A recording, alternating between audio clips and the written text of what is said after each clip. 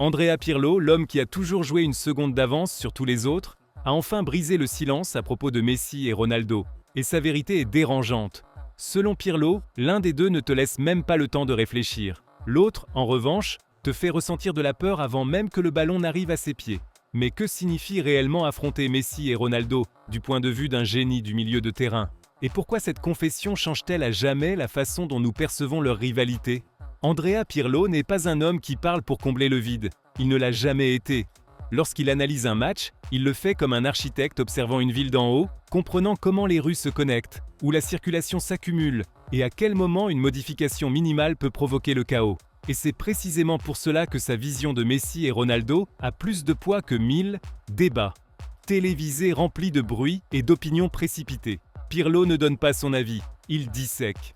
Pirlo a vécu l'âge d'or de cette rivalité de l'intérieur, sur la pelouse elle-même, là où il n'y a ni ralenti, ni bouton pause. Il a vu Messi dominer le jeu avec une naturelle presque cruelle, saison après saison, jusqu'à dépasser des chiffres qui semblaient autrefois intouchables. Il a vu les records tomber les uns après les autres, sans mise en scène, comme s'ils n'étaient que de simples formalités statistiques. Même à 38 ans, Messi continue de dominer les statistiques de participation au but, comme si le temps avait décidé de l'ignorer, ou pire, de lui obéir. De l'autre côté, Pirlo a affronté Cristiano Ronaldo au cœur de sa transformation. Il a été témoin de la manière dont un ailier électrique s'est transformé en une machine totale, une construction parfaite de discipline, d'obsession et de fin infinie. Plus seulement du talent, mais un esprit programmé pour le but et un corps conçu pour supporter n'importe quelle exigence. Un footballeur capable d'inscrire près de 60 buts par saison et de changer le destin d'un match par un seul mouvement, un seul saut, un seul impact. Et alors surgit la véritable question. Comment un milieu de terrain, quelqu'un habitué à contrôler le rythme, l'espace et le temps, peut-il se défendre face à deux joueurs qui détruisent pas précisément ces trois certitudes? Comment quelqu'un qui vit de l'ordre affronte-t-il deux forces qui prospèrent dans le chaos? C'est ici que la confession de Pirlo prend forme.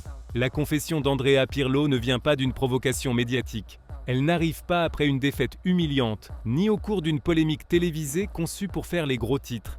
Elle arrive bien plus tard, presque par hasard, lorsque le bruit autour de Messi et Ronaldo s'était déjà normalisé, lorsque le monde du football avait accepté leur présence comme quelque chose de routinier. Pirlo parlait du contrôle, de la manière dont un milieu de terrain tente de dominer un match en utilisant le temps comme allié. Et c'est là que son ton change. Car selon lui, il y a eu deux joueurs qui ont rendu ce principe inutile. Face à Messi, explique Pirlo, aucun système ne fonctionnait. Tu pouvais être parfaitement positionné, lire le jeu à l'avance, avoir l'impression que tout était sous contrôle. Et puis, en un instant, le ballon n'était plus là où tu pensais qu'il était. Il n'y avait pas le temps de réagir, même pas le temps de comprendre ce qui venait de se passer. Le jeu continuait, mais ton esprit restait en arrière, essayant de reconstruire une action qui appartenait déjà au passé. Avec Ronaldo, en revanche, la sensation était différente. Pas improvisée, constante.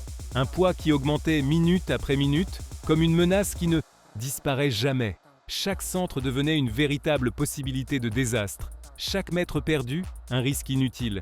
La peur n'arrivait pas après l'action, mais avant.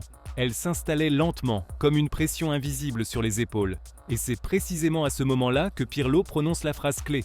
Il ne parle pas de qui est le plus fort. Il ne parle pas de qui est le meilleur. Il parle de celui qui te retire le contrôle. Quand Pirlo dit que Messi ne te laisse pas le temps de réfléchir, il ne parle pas de vitesse pure. Il ne parle pas de sprint ni de puissance physique. Il parle de quelque chose de bien plus troublant. Messi ne court pas plus vite que toi. Il court plus vite que ton cerveau. Pour un milieu de terrain comme Pirlo, penser, c'est survivre. Chaque passe naît d'une fraction de seconde supplémentaire. Chaque décision est le résultat de dizaines de lectures simultanées. Position, espace, orientation du corps, mouvement. Sans ballon, Messi détruit tout cela. Non pas parce qu'il fait des choses impossibles, mais parce qu'il les fait avant que tu aies fini de traiter la situation. Pirlo explique que face à Messi, il n'y a pas le sentiment de faire une erreur. Il n'y a que le sentiment d'arriver en retard. Tu n'as jamais l'impression d'avoir mal défendu. Tu as l'impression d'être arrivé trop tard. Tu es toujours avec une demi-seconde de retard. Et une demi-seconde, dans le football de haut niveau, c'est une éternité. Messi reçoit le ballon et, avant même que tu puisses décider de sortir à sa rencontre ou de garder ta position, il a déjà choisi. Le dribble n'est pas un geste technique spectaculaire. C'est la conséquence naturelle de ton hésitation, de ta tentative de réfléchir. Et c'est là que l'affirmation de Pirlo devient dévastatrice. Parce qu'un joueur qui te retire le temps de réfléchir ne te bat pas physiquement, il te bat mentalement. Clacky? Véritable peur, suggère Pirlo sans le dire explicitement, ce n'est pas de perdre un duel, c'est de réaliser que le jeu que tu aimes, celui que tu as toujours contrôlé par l'intelligence et la lecture, ne t'appartient plus, que quelqu'un est entré sur ton territoire naturel et l'a rendu insignifiant. Avec Cristiano Ronaldo, explique Pirlo, le problème n'est pas le temps, c'est l'attente. Ronaldo ne te surprend pas, il t'avertit, et c'est précisément pour cela qu'il te terrifie. Quand Pirlo parle de peur, il ne fait pas référence à la panique immédiate. Il parle d'une tension constante, d'une alerte qui ne s'éteint jamais. Tu sais que le ballon va arriver. Tu sais que l'action va se terminer là. Tu sais que tôt ou tard, Ronaldo va frapper. Et cette certitude t'épuise. Chaque centre est une alarme. Chaque corner, une menace suspendue. Chaque ballon qui traîne, une opportunité pour lui. La ligne défensive recule de quelques mètres, non pas à cause d'une erreur tactique, mais par pur instinct de survie. Ronaldo, selon Pirlo, gagne le match avant même de toucher le ballon, parce qu'il oblige l'adversaire à défendre avec la peur de se tromper, à défendre en imaginant constamment le pire scénario possible. Si Messi te vole une demi-seconde, Ronaldo te vole ta sérénité. Il t'oblige à être parfait pendant 90 minutes, en sachant qu'il n'a besoin que d'une seule occasion. Une seule. Et quand cette occasion arrive, il ne la manque généralement pas. Et c'est ici que naît la véritable différence. Messi te punit lorsque tu te trompes en réfléchissant. Ronaldo te punit lorsque tu te trompes en résistant. Pirlo ne dit pas que l'un est meilleur que l'autre. Il dit que l'un brise ton rythme et que l'autre brise tes nerfs. L'un démonte ton jeu de l'intérieur, l'autre te pousse à la limite de l'extérieur. La confession de Pirlo va bien au-delà de Messi et Ronaldo. Elle devient une clé pour comprendre comment le football a changé au cours des 20 dernières années.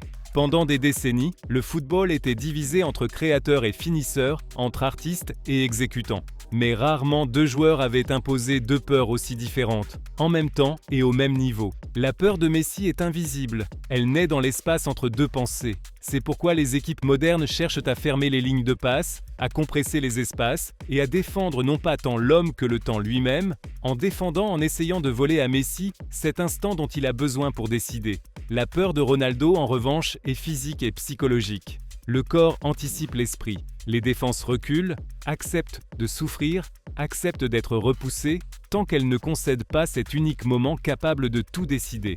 Selon Pirlo, c'est ici que le football moderne a perdu son innocence. On ne défend plus pour dominer, on défend pour survivre.